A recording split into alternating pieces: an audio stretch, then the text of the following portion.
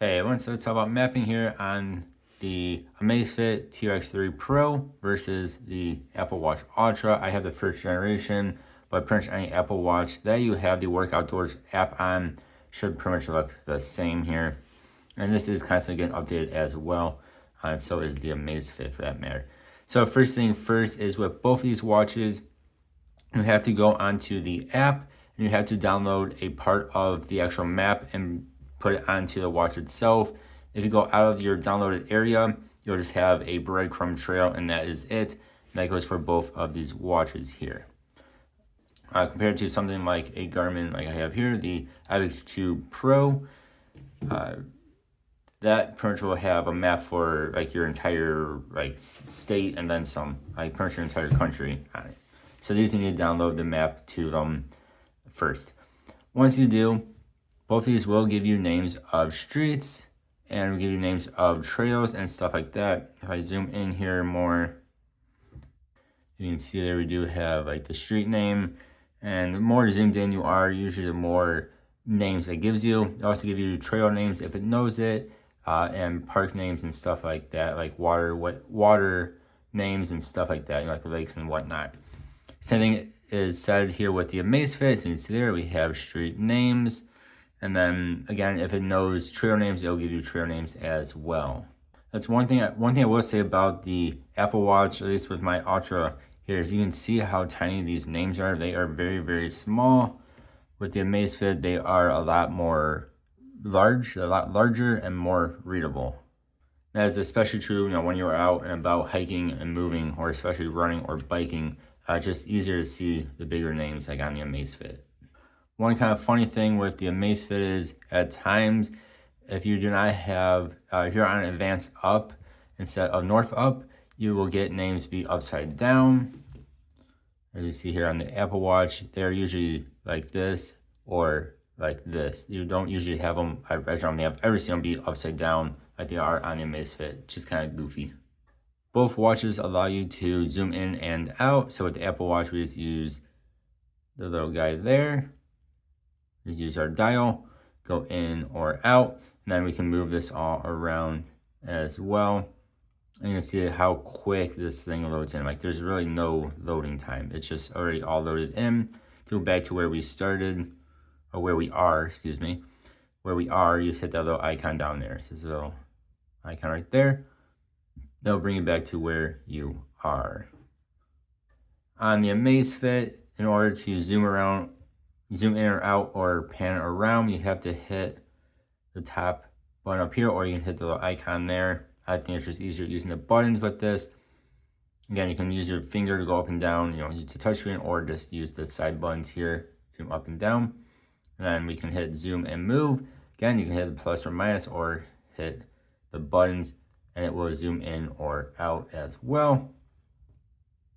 And then we can move this all around, and we'll see it does take it not usually this long. Usually it takes it just a quick second to load in. So not quite as quick as the Apple Watch is. But we do also get icons on here for different things. Like that should be like a hospital. You have like shopping. You do have bathroom icons and stuff like that, which is very, very nice on here. Very similar to Garmin. The Apple Watch, I don't think really gives you too many icons. It will tell you things like there is a church there. It gives you the name of the church. But it doesn't really give you, like there's a playground. It doesn't seem to have as many icons on here. You guys can correct me if I'm wrong. Maybe that's in the newest update. But there's not as many icons on here. Like I don't think there's bathroom icon and stuff like that. You guys, again, correct me if I am wrong. But I don't think I've ever seen like a bathroom icon or anything like that on the Amazfit or my Garmin. One very nice feature on the Apple is that it will actually give you, as you're going, I've not gone anywhere, so I'm not going to do this right now, but it'll give you a icon, an arrow pointing towards north. It'll also give you an arrow pointing towards where you started, which is very nice when you're in the middle of a forest or middle of nowhere. You're not exactly sure which way you started. It will give you an icon for it. For some reason, mine is not always up here. It seems to be like 50-50. Sometimes it will show up, other times it will not, even though I have it in the settings turned on. But that is something that Amazfit does not do. And it's something that even Garmin does not do. Which is a very nice feature when it actually does work. You can put routes into both of these, that way you can follow the route and it'll tell you where to turn and how far along the turn and stuff like that. But one thing the Amazfit has that I wish the Ultra had, or the Apple Work Outdoors app had, and you guys, again, correct me if I'm wrong, I cannot find it, but it is a back to start feature. So with the Amazfit, again, we didn't go anywhere, so it's not going to exactly work. But if we go, if it wants to actually work, so if we swipe to the side, then we go into navigation here. You have a back to start point. You can do backtrack or straight line return, and that will get you going back to your start wherever you started. So straight line will just be a straight line to wherever you started. Usually means to go through forest or water or whatever. Whereas, we can get this thing to wake back up again. Whereas the backtrack, which I won't do because we didn't go anywhere, it will literally bring you back the way you came. Back to your start, which is very, very nice feature, something that Garmin also has, but Apple, the Work Outdoors app, does not seem to have.